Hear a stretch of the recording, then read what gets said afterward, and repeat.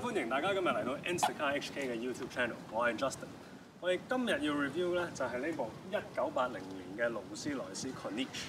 咁其實呢個樣咧，大家都尤其是喺香港住咧都會好熟悉㗎，因為四門嗰隻咧其實都係咁嘅樣，四門嗰隻就叫做 Shadow， 咁車頭係一樣嘅，但係 Corniche 咧就係兩門版啦。咁依家兩門版就係開篷嘅。其實都有硬頂嘅 Corniche， 但係照我所知，硬頂嘅 Corniche 咧就係少啲嘅。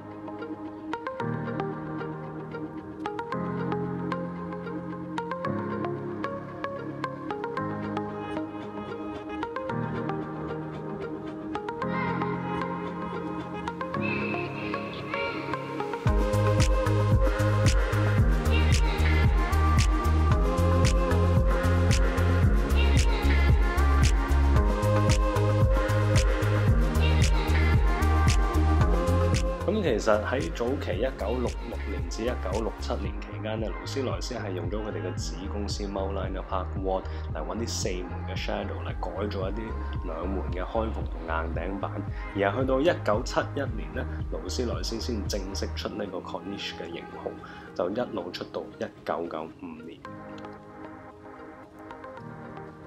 咁依個係一架1980年嘅啦，咁佢其實係初英國車嚟嘅。係87年就到港，咁一路喺香港。但係呢架車主咧喺幾年前買咗之後咧，就抌咗好多錢同時間去整。佢係由之前嘅深色、黑色轉而家個白色啊、新縫啊、engine 裏邊嘅嘢，淨係個外殼轉色同埋嗰啲 chrome 咧，佢喺 SPS 整咗幾十萬嘅。咁Corniche 咧，除咗唔使講啦，就咁睇都知道係非常之大架㗎啦。咁大架車梗係好重啦，咁重嘅時候，所以佢副引擎咧都係唔少嘢嘅。佢係6750cc， 即係排廢最高、最爆、最高㗎啦。6750cc 嘅 V8 引擎就行 carburetor 嘅。咁熟悉勞斯萊斯嘅咧，都應該知道勞斯萊斯啲嘢全部都係用最靚嘅料，同全部都係貴到唔行㗎啦。咁喺呢啲舊勞斯咧，我一向以嚟自己覺得最得意嘅其中一樣嘢咧，就係呢個刷啦。呢個刷就係等你落雨嗰陣落嚟去洗個燈啦。咁佢用呢啲刷咧係馬毛嚟嘅。咁我問個車主咧，佢話如果要換一支啲啊萬幾蚊嘅。咁所以勞斯萊斯新舊也好，真係買咗都要有一嚿錢喺側邊放嗰啲 spare parts，因為啲嘢真係好貴嘅。咁先唔好講咁多啦，不如揸一轉睇下佢係個性能係點。嗱，一睇嗰個 Corniche 嗰個 dashboard 咧，其實好多掣嘅。冷氣啦，冷氣佢喺個 dashboard 裏面唔係話好似以前啲車喺中間咁。咁呢個咧個 Macintosh 機都係非常之有型。咁嗰個標板都似以前，其實似以前啲舊式 Benz 嗰啲嘅呢個 Speedo。咁但係側邊咧就睇到好多唔同嘅燈 ，OK，low fuel 啊 ，low coolant 啊 ，brake fluid 啊 ，engine overheat。希望我哋今日揸唔會見到呢個燈像啦。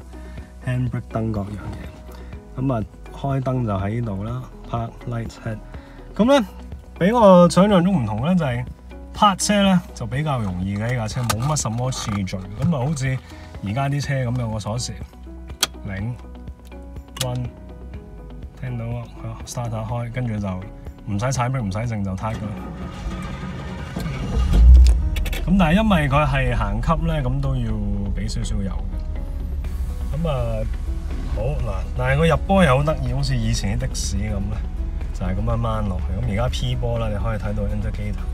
咁拉咧，佢唔係就咁直落嘅喎，即係佢都有個 track 係行就 S 字形咁。咁落 R 啦 ，N 跟住就 D。咁個 handbrake 咧就好似啲舊 Benz 咁咧，就係呢度拉上嚟，跟住放到最盡。個 handbrake 就會 off 㗎啦。第一件事覺得好唔同嘅咧，就係同我其他試嗰啲老爺車好唔同咧，就係個冷氣好好喎，大風同凍嘅喎呢架車。咁啊，同埋當然就係佢係自動波啦。咁呢架係我第一架試咁舊嘅老爺車係自動波。咁啊，不如試下佢嗰個 feel 係點啊？咁我就 expect 佢樣嘢好柔好舒服嘅，因為話晒係勞斯，咁睇下係咪。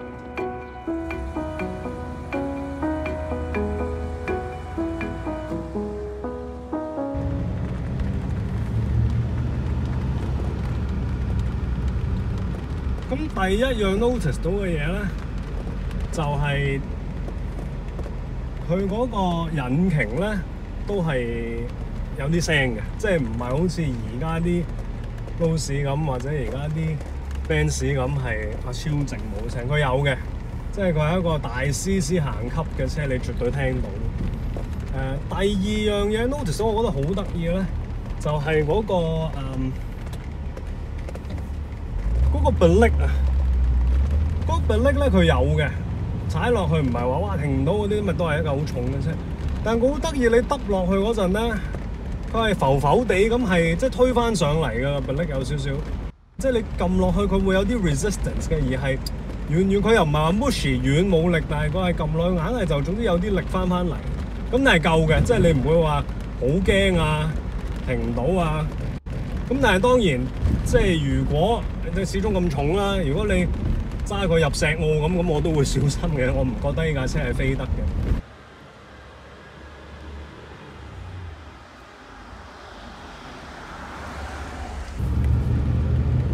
咁個聲咧，雖然佢唔係冇聲，但係都幾好聽嘅，即係唔刺耳嘅。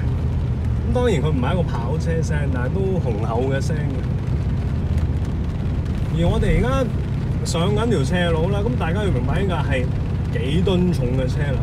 咁你覺得佢係完全夠力嘅，即係唔會話好似唔夠氣咁上極上唔到。咁呢個咧就你 feel 到絕對係發揮到嗰個6750cc 嘅 V8 引擎嘅作用。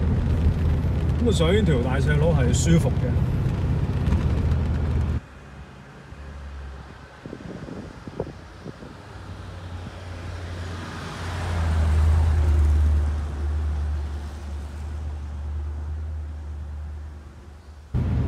Kick down 嗰個波箱係精神嘅，咁因為呢架車講過啦，頭先嗰個車主係整咗好多錢，咁所以呢個喺依架車我就唔 surprise。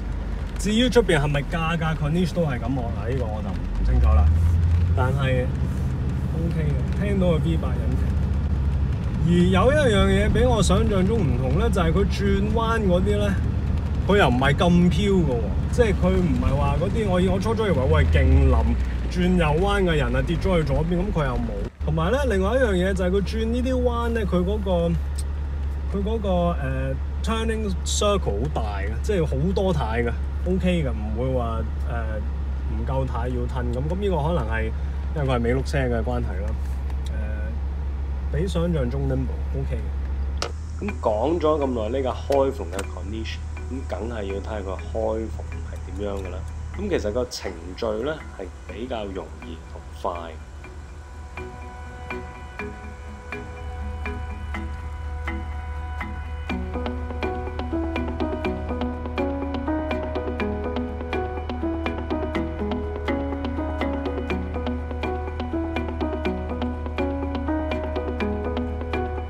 咁其實 condition 咧係比較少數嘅老爺車就係閂咗篷同開咗篷，個樣好唔同，但係都係好靚嘅，無論係閂咗或者開咗。咁今日咧真係有幸試完呢架車之後咧，其實我係好 impress 嘅。主要就係 impress 嘅就係嗰個，佢真係唔係話好似一條船咁。當然佢係好大好重，但係嗰個避震啊、轉彎嗰啲咧係都條 main 嘅，即係唔係太離譜飛咗另外一邊。咁但係至於如果我係有呢個 budget 或者有呢個機會買一架 condition， 我會唔會咧？我自己嚟講我就未必啦，因為始終呢啲咁大嘅房車型嘅老爺車咧，暫時我都未去到玩佢嘅境界，我都係寧願啲 sporty 啲入 Monaco 啲細間嘅。但係如果係真係中意坐開老爺撈屎嘅，係揾 condition 咧，咁我就覺得呢架車係絕對值得買，因為樣靚啦，性能好啦，即係嗰個 comparative 同埋其實要呢啲 condition 嘅咧都買少見少，咁收視率都係極高。咁唔知你哋大家又係咪咁諗咧？咁如果你今日 enjoy 個 video 咧，麻煩俾個 like、subscribe，大家我哋會有更多老爺車 content 嘅 video。Thank you。